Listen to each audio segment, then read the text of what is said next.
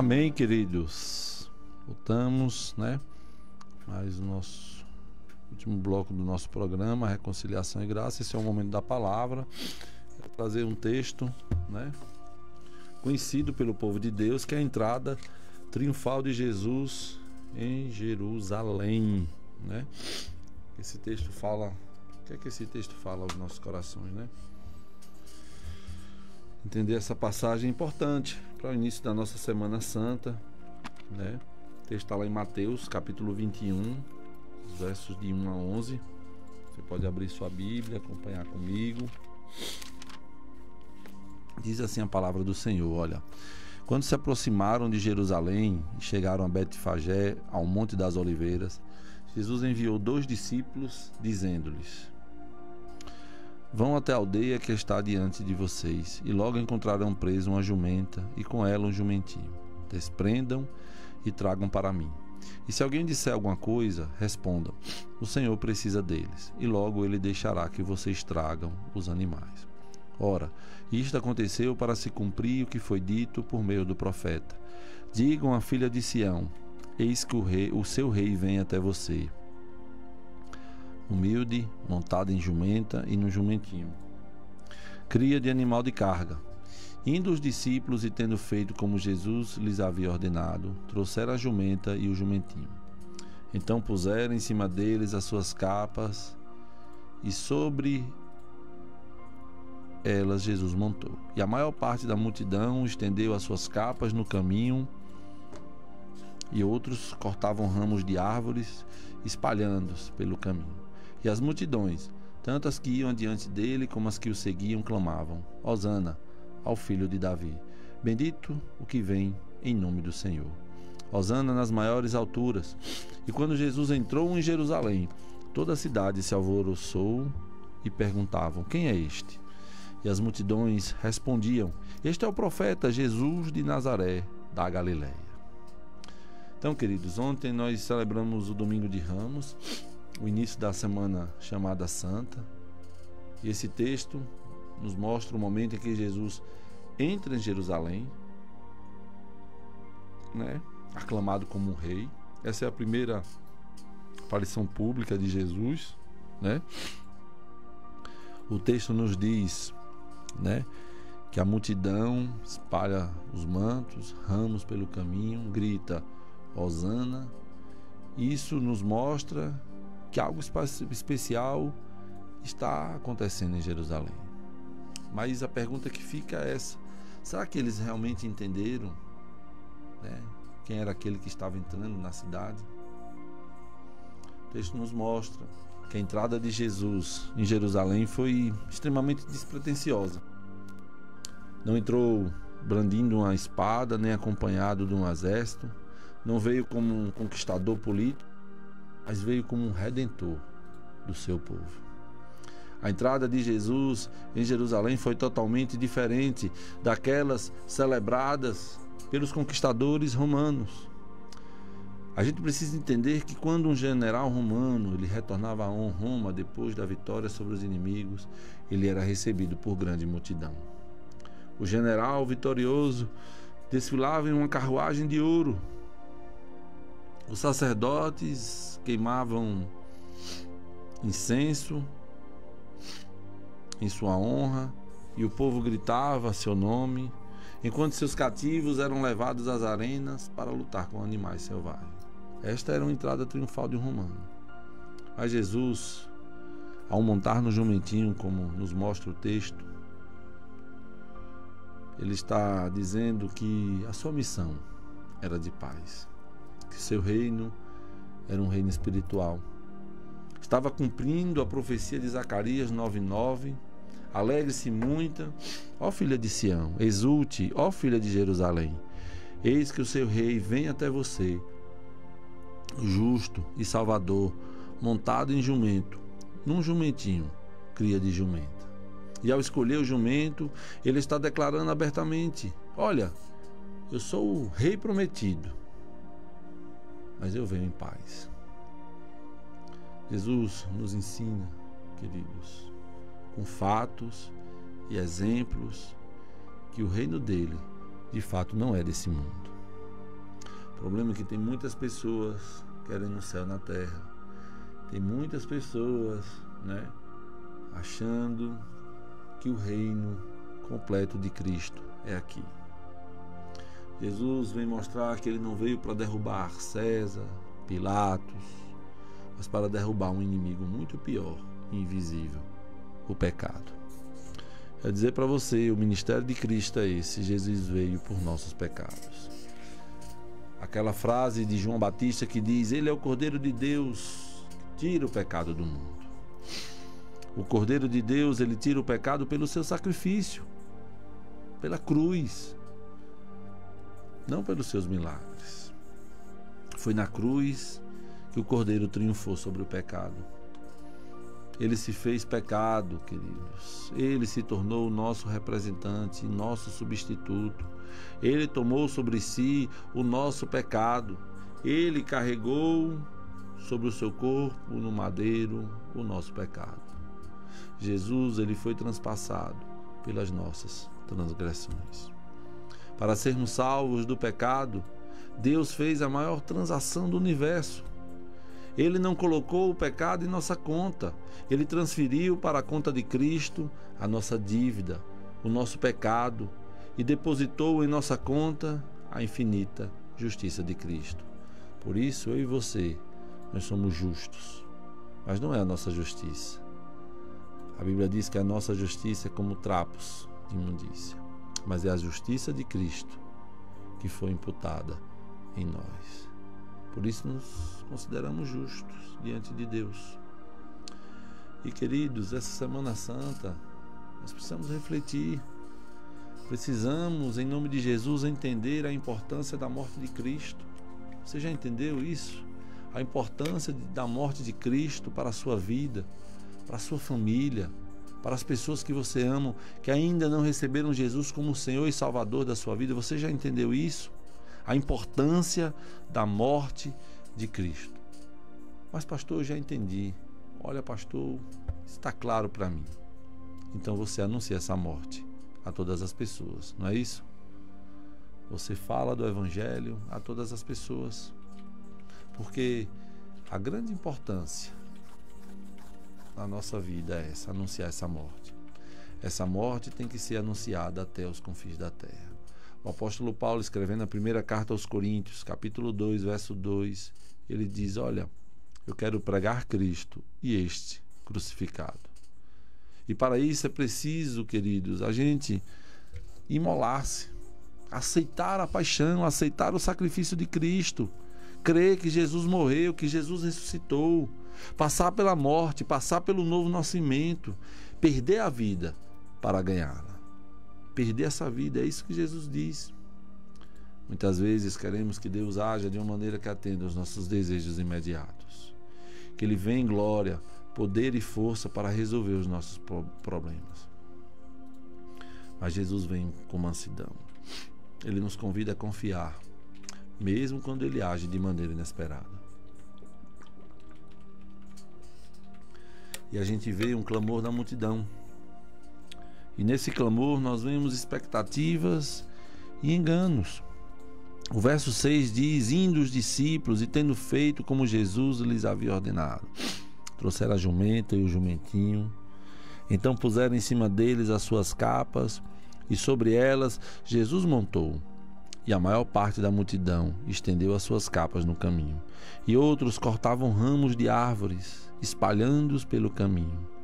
E as multidões, tanto as que iam diante dele como as que o seguiam, clamavam: Hosana ao filho de Davi, bendito o que vem em nome do Senhor. Hosana nas maiores alturas. O texto nos mostra que a multidão clamava Jesus com entusiasmo. Eles reconheceram, viu, queridos, a linhagem real dele.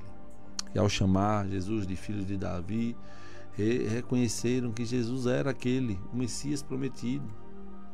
Receberam também Jesus com uma expressão de salvação, porque Hosana significa salva-nos, por favor. Estavam gritando isso: Hosana, salva-nos, por favor.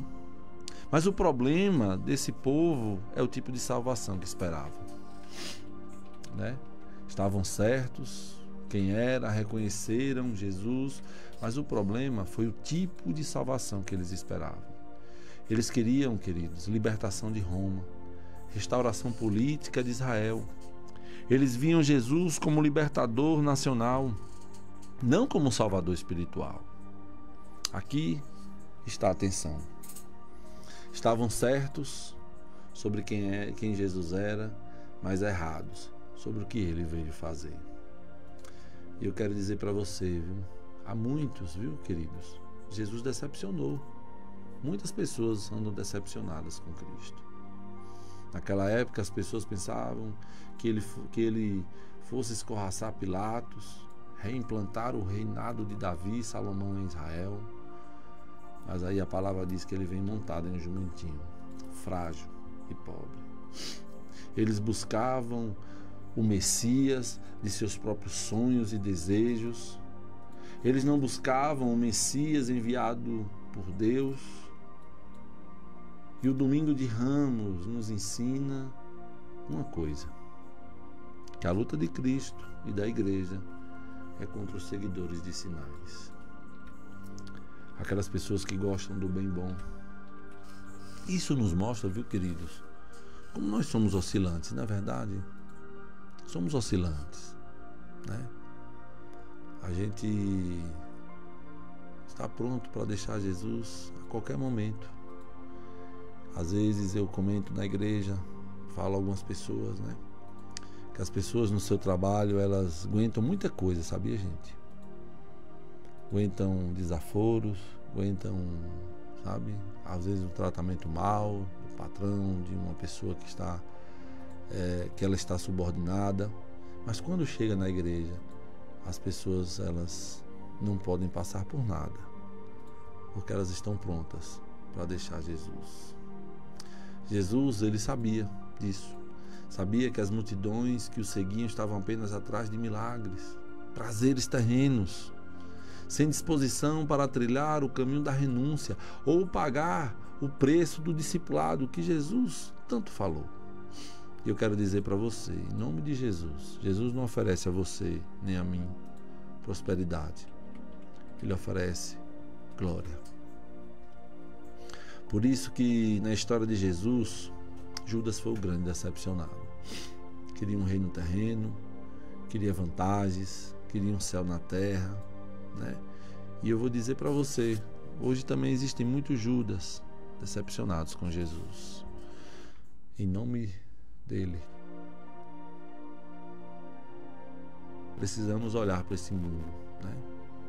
E olha, um mundo que está em caos, e dizer para esse mundo, sabe? Alguém sofreu mais do que todo mundo. Às vezes a gente vê pessoas que passam por problemas, por lutas, dizendo: olha, o meu sofrimento é maior do que tudo, do que todos, ninguém está sofrendo como eu.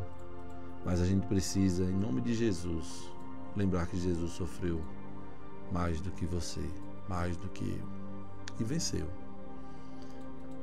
E isso, sabe, nos traz esperança. Esperança para o nosso coração e dizer o seguinte: olha, se ele venceu, eu posso vencer. Lê Apocalipse. É lá que a nossa garantia de vitória está certa. Queridos, quantas vezes clamamos Jesus com os nossos lábios, mas rejeitamos a sua cruz. Queremos um Cristo que nos salve, mas não um que nos confronte. As pessoas hoje não querem ser mais confrontadas. Queremos cura, mas não queremos ser moldados por Cristo. Queremos que nos dê bênçãos, mas não que nos convoque ao arrependimento. Então, a multidão, expectativas, enganos, aclamação no verso 10 e 11. E quando Jesus entrou em Jerusalém, diz que toda a cidade se alvoroçou e perguntavam: quem é este? E as multidões respondiam: este é o profeta Jesus de Nazaré, da Galileia. E toda a cidade se agitou, dizendo: quem é este? A mesma cidade que se agita com sua chegada é a que dia depois gritará: crucifica. Está lá em Mateus 27 e 22. Aqui, queridos, a superficialidade da fé da multidão é exposta. Eles louvam a Jesus enquanto suas expectativas são correspondidas, mas rejeitam quando Jesus os desafia. A entrada triunfal de Cristo é também um espelho da nossa espiritualidade. Como está a sua espiritualidade? Como é que está? Superficial, profunda em Cristo Jesus? Como é que está a sua espiritualidade? A pergunta que ecoa em Jerusalém e ainda ressoa até hoje é essa aí do verso 10. Quem é este? Quem é este? Cristo veio ao mundo não como um rei político, não veio como um filósofo, não veio como um mestre da moralidade, não veio como um operador de milagre. Cristo, ele veio para morrer. Veio como Cordeiro de Deus. Veio para derramar seu sangue em nosso favor e fazer expiação dos nossos pecados. Veio fazer o que nenhuma religião, dinheiro ou esforço humano podia fazer. O objetivo de Cristo, queridos, em nome de Jesus, preste atenção nisso, foi único. Ele veio para tirar o pecado do mundo. Cristo é o Salvador soberano e completo. Sua obra foi consumada. Sua obra na cruz foi perfeita, cabal, suficiente para tirar o pecado do mundo. Quem é este? Ele é o Cordeiro de Deus que tirou o pecado do mundo. Quem é este? Ele é o Rei da Glória. O Senhor, forte e poderoso. O Senhor, poderoso nas batalhas. Queridos, o Rei da Glória não é encontrado entre os homens mais ricos e poderosos deste mundo. Às vezes a gente está fixando os nossos olhos nos homens desse mundo, nos poderosos. Mas olha, ele não é achado e nem encontrado entre os homens mais ricos e poderosos deste mundo. Ele também não é achado entre as mais exaltadas hostes angelicais. O Rei da Glória, o eterno Filho de Deus, o Criador do mundo, o dono da terra e tudo quanto nela há. O Rei da Glória é aquele que, para salvar o seu povo, deu sua vida, verteu seu sangue e ressuscitou.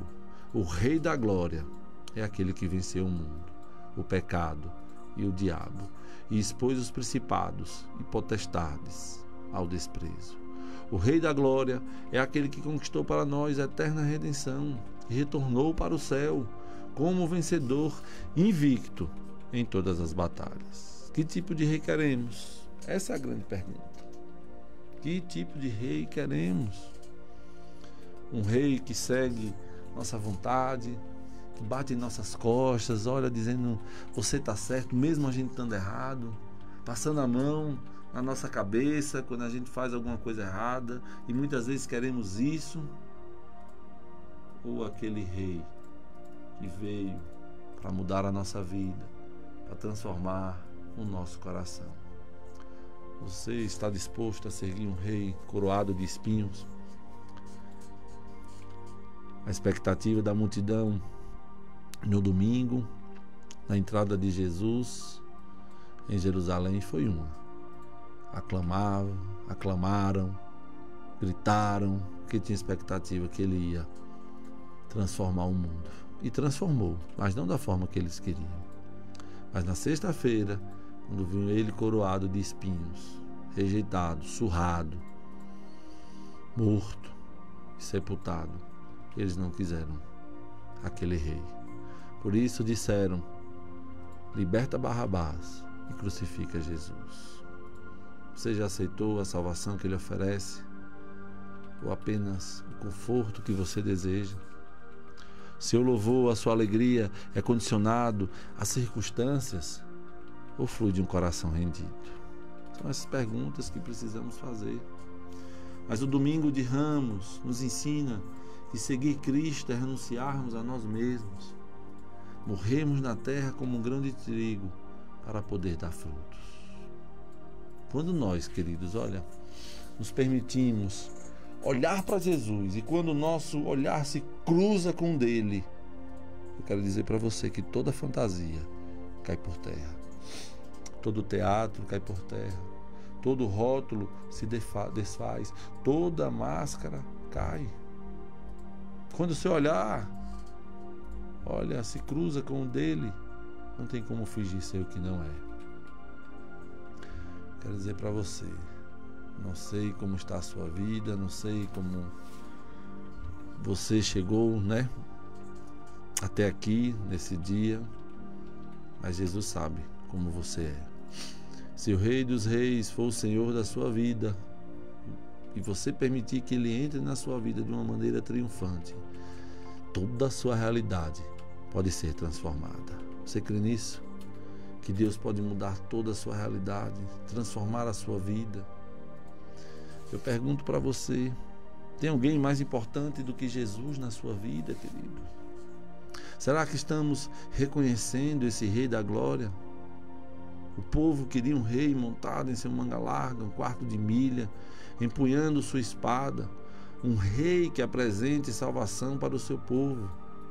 Queria um rei que derrubasse e destruísse os seus inimigos. Mas Jesus, o Messias, ele vem para salvar e redimir. Ele vem em paz, porque o jumento era um animal de paz. Ele veio para estabelecer a paz e não para provocar a guerra. Mas que paz é essa, pastor? Se o mundo está em guerra, paz com Deus, queridos. A paz que Jesus oferece para você nesta tarde é a paz com Deus. É uma paz que excede todo entendimento. É uma paz no seu interior, no seu coração. A história da raça humana que se apresenta nas Escrituras é a história do homem num estado de pecado, rebelião contra Deus.